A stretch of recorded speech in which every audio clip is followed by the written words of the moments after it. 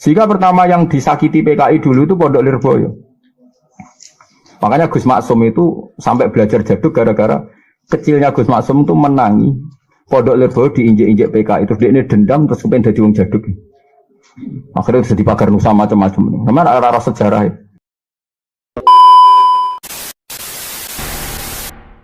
Kowe iso mangan wareg ya mergo kersane Allah, iso maku ya mergo kersane Allah. Kamu itu tidak siapa-siapa tanpa pertolongan Tuhan. Wale salaka seun ilaman nilta min ridwanillah. Wale salan ora ana iku laka kedue sira apa seun perkara ilama kecuali perkara nilta kang merkule sira min ridwanillah sange ridane Allah. Kamu itu tidak akan mendapatkan sesuatu kecuali ya nak diridani Allah itu lagi mendapat sesuatu. Nah ora ora ana gunane kabeh. Kowe ning donya sugih pejabat presiden, nak nyatane bun rokok ora ana gunane kabeh. Keren ya nek entuk ridane Allah. Mulane jare Abdul bin Mas'ud nak dilempong innaka karim. Jenengan tiyang terhormat dari Abdul bin Mas'ud. Sok cung yo, nak kowe roh aku ning swarga lagi karim. Nak ning dunya ora ana gunane mbok arani terhormat, kok nyatane ning neraka wis ra sida terhormat. Dadi engko yo kowe ngundang aku karim nek ketemu aku ning apa? Swarga. Lah nggih to, misale ning dunya disebut wabil khusus saibul fadilah, entek ngamek. Kalau tenggo-tenggo syafaate sampai karim mukarram wis macam-macam. Pidato wis angger mubalagh wis paling mulih wabil khusus. Wabil khusus saibul fadilah ya. Muas engkang tenggo-tenggo napa nasihate nak syafaat gak level syafaat gak Nabi tok mulane kula niku kula rapati seneng pidato MC lho nak ngelem cek nganti ngono ku lha opo niku malaikat bingung kabeh piye bahasa wong nganti ngono wah saibul fadilah bil khusus apa ya Mas sampai tanggane iku bingung. Kalau cerita kiai itu misalnya jenenge Mustafa kan, wae Rais Mustafa. Barang ini santri ini nak menyebut itu al-alim al-alamah Kiai Haji Mustafa. Jadi tanggane rohku cilik jenenge Mustafa toh.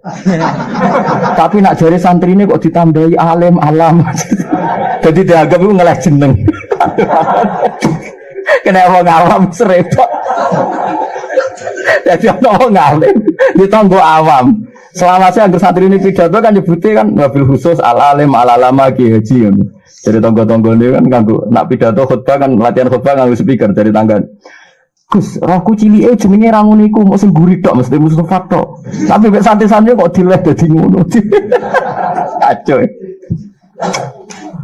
Kasus tok wong awam wis.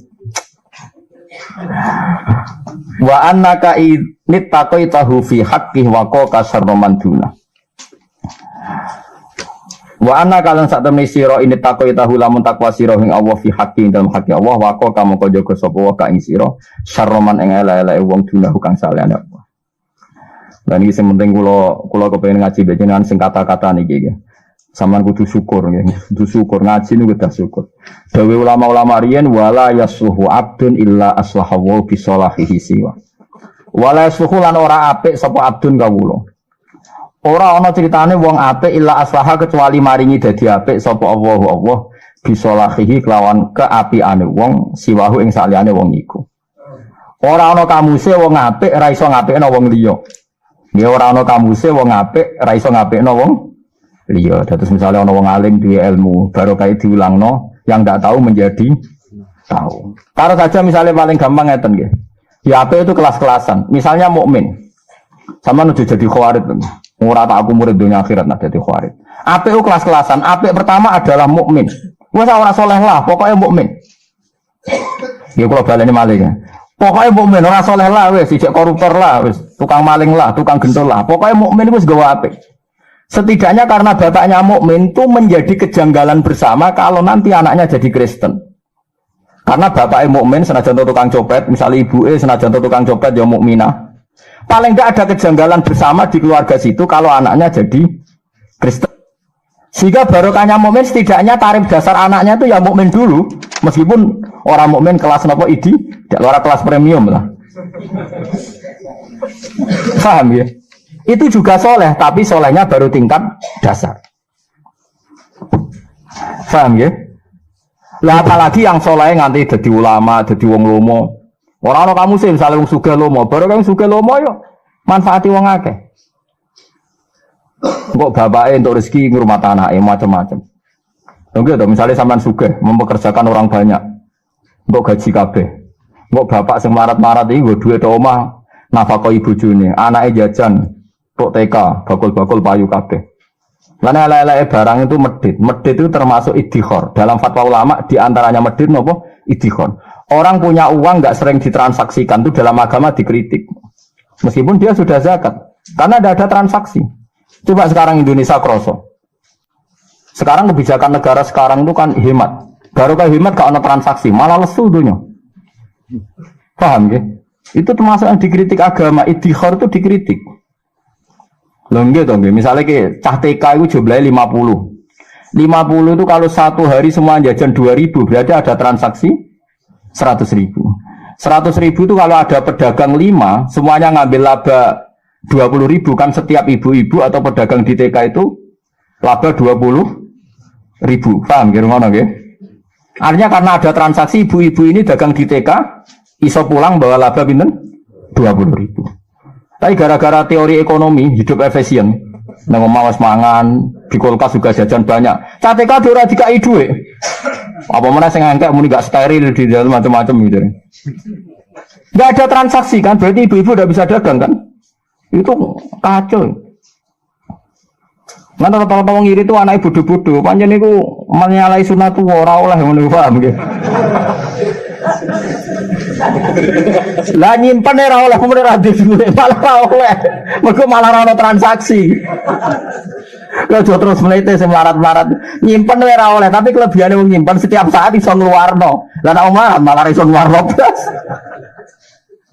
Makanya yang dikritik agama termasuk tidak sekedar medit tapi nopo iddikhar atau ikhtikar. Dulu zaman dulu, ini kalau nggak percaya tanya Gemis bah. Kalau dulu zaman ulama dulu yang diharapkan hanya feel good Gemis, yang makanan pokok. Tapi sekarang di ekonomi modern orang sadar semua ada harus apa? Good. Meskipun uang kalau disimpan juga ada. Baik. Nah, yang boleh itu hanya disimpan sebagai kutul hayat. Misalnya saya sebagai pengusaha, saya punya backupan uang harus 1 miliar. Nggak apa-apa, asal saya juga mentransaksikan 1 miliar. Jadi misalnya kamu nyimpan uang 1 miliar boleh, tapi kalau bisnis Anda juga mentransaksikan 1 miliar. Misalnya kok Mustafa ini iso, semenan piro Mus? 1 juta, berarti kowe kudu nang saksekno 1 juta supaya tetap jalan. Sekali orang itu melakukan penyimpanan itu bahaya. Makanya ketika sekarang kayak BI, kayak APBD, APBN, sekarang kan disuruh gelontorkan belanja negara supaya ada transaksi. Kalau nggak ada transaksi ekonomi macet. Itu wis kuno. Dulu agama memfatwakan uang itu nggak boleh disimpan banyak-banyak karena nanti nggak ada apa? Nggak ada transaksi. Kalau ya itu tadi contoh gampang wis ora usah mikir negara keduren. Mikir kayak TK tadi. Kalau anak TK yang tadi berapa saya contohnya berapa? 100 ya? 50 ya? 50 nak belanja 2.000 saja itu ada transaksi 100. Dan itu bagi mak-mak yang di situ sudah untung. Karena ada laba misalnya 20.000. Bayangkan misalnya anak Mustafa mbuling sedina jajane entek 50.000, wah malah oke karena boe sing bengok-bengok, paham.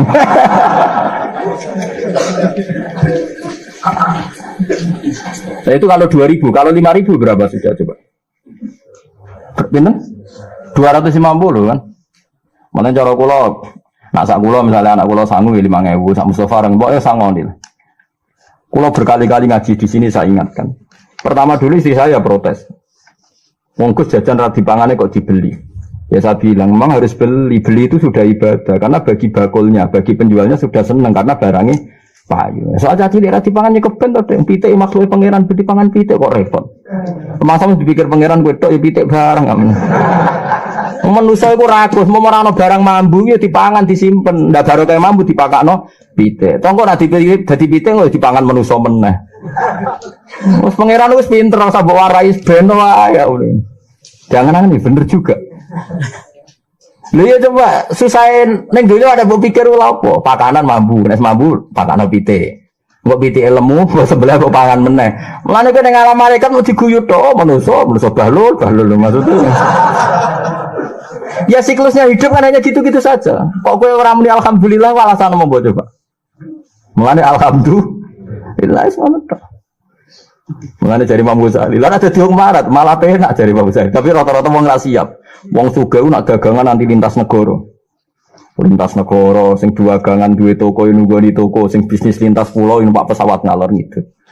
Engkok pangeran mau ngendikan, Di antara harta kamu ada hak fakir miskin. Tengok-tengok ning omah dibagi hak mbek pengiran. Gagah ndiwo gagah wong melarat, ora melo kerja untuk jatah. Jatahnya legal langsung ke Allah. Di antara harta kamu ada hak loh bagi fakir. Lah cuma kelirune ning Indonesia, tanggam sing sugih ora menisan. Dadi 2,5% mau sithik. Coba kowe misalnya tangganan wong sing 2,5% sangka 1 triliun. Wah, iku zakat pisan kena nggo modal. Di tonggo sugih lamat-lamat iki zakate zakat fitrah. Mulane dongakno sugih kelas nasional kok zakate ora akeh. Lah iya hitung ya. Zakat kan 2,5%. Berarti nak 1 juta kan 20.000. Nggih. Padahal sak nisab pun namung 20 juta. Mun nanti kalau itu nganggep sak nisab ku 20 juta. Berarti beda 20 ping 25 kali pinten? Ini nanti kalau hitung sekitar 600 pinten? 625. Paham Mas yo? Sak nisab iku mau pinten? Nggih, berarti kan pokoke nisab tijarah ku nak dirupiahno saiki sekitar 25 juta. Mun nanti kalau hitung saniki lho. Juga jeng ben. Ini kan berarti tiap sak nisab zakate piro Mas? 625. Lah anak wonge duwe 100 juta Kiai Misbah. Berarti kan 605 kali 4. Gitu nggih. Kan berarti kalau 100 juta kan 4 nisab. Piro Mas hitung terus? 2,5 juta nggih. Itu bulatno 2,5 juta. Nah, sak miliar. 2,5 juta kali 10. 25 juta kan. Umpama Mustafa tangganan Fuadin sugih sak miliar terzakat sak nisab. Sak nisab sak miliar. Berarti kan sak nisab kali berapa kan? Pokoknya kena zakatnya kan bro? 25 juta dikena Mustafa, dibangkana wong liya kena IP-ne selawi yuta. Lah anak 2 miliar, 50 juta kan? Wah, iku entek salam tempel tahlil miro, Bos. Wih, iku Mustafa ra sampe mimpin tahlil 10 tahun cukup lho. Enggak, artinya andai kan sugih kelas menisan itu tidak masalah. Sugih nyakang mari repot, zakatnya mau 20.000. Dan kalau lagi sering ada zakat tijarah, mau sugih-sugih rata-rata kena ya mau 50.000. Kata kok sampean sugih zakat 50.000. Gus tak hitung mbek utange pokoknya zakatku mau 2,5 juta dibagi wong sak desa pokoke kena ya wong sitok mau 50.000. Ah sugih ra menisan. Ki aja sowan aku nek urung sugih kelas nasional ngel-ngelo wong. Ngel-ngelo wong ngene akhire kan. Berarti nak sak miliar kan 20 juta. Lah ana saiki misale kados Abu Rizal Bakri tulisane sing resmi donyane 63 triliun iku zakate piro?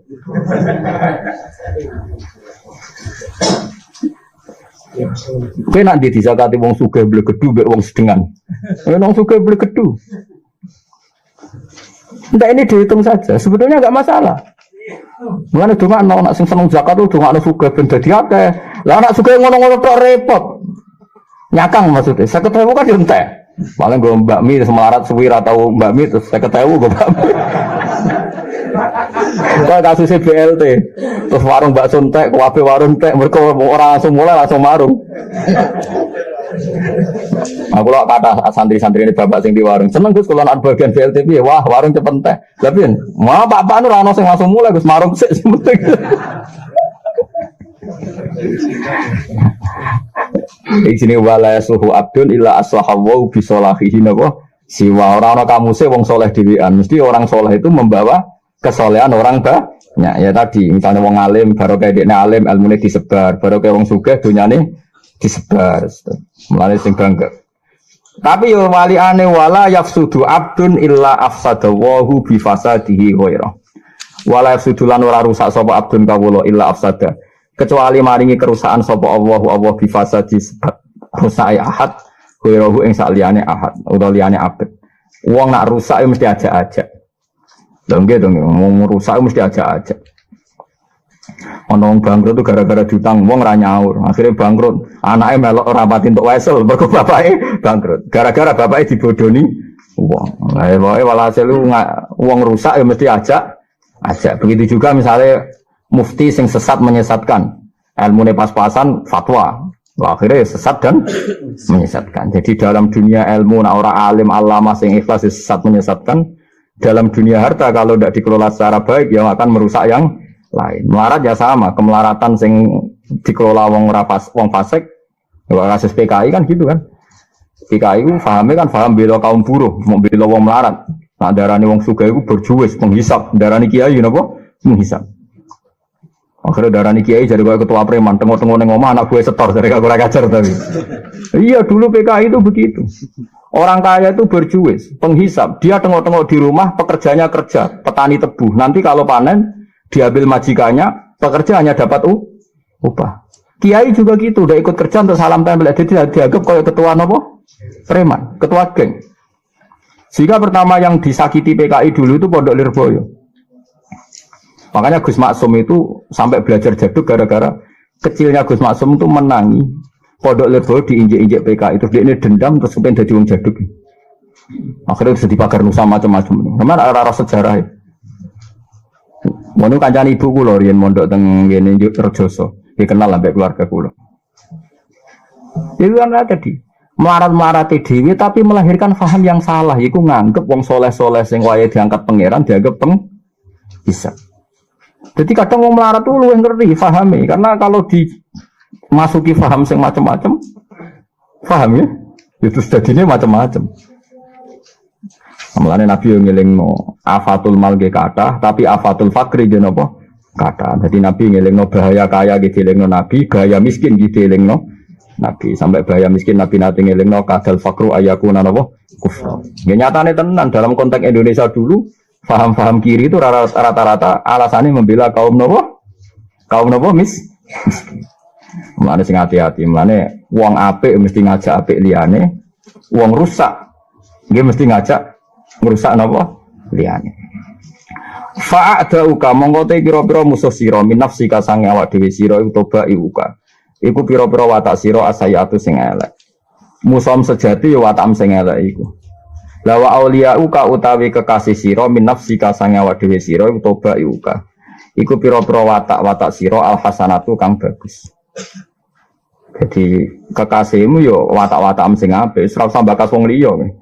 Musuh sing sejati ya watak sing elek. Balam sing sejati ya watak sing apik. Faqatil mafika min dzalika bi ba'din wa qatil a'da'aka bi auliyaika. Sebab iku watak sing elek kudu mbok perangi mbek watak sing apik. Ya misalnya sampean termasuk wong sing sombong, gengsinan. Ya gengsinan digo sing apik.